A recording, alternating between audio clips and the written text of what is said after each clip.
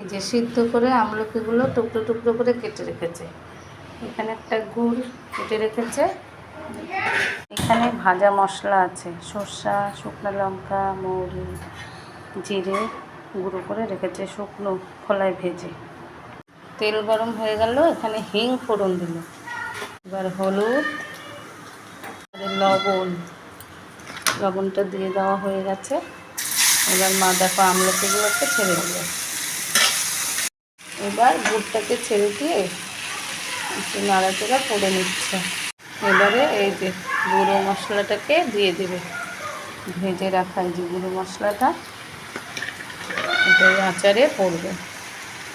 যা গন্ধ বেরিয়েছে না, বাড়িতে করে খেয়ে দেখো। যে আমাদের আচার কমপ্লিট। এখন এটা জারে ভরে রেখে দেবো, ঠান্ডা হবে। ঠান্ডা হলে জারে ভরে রেখে দেবো। এবার যতদিন খুশি খাওয়া যাবে। এই যে আচারটা ঠান্ডা হয়ে গেছে, আমরা এখন অল্প অল্প করে এই যে জারটাতে ভরে নিচ্ছি। এবার এটাকে পুরোটা ফ্রিজে ভরে রাখবো, যতদিন ইচ্ছা খাবে।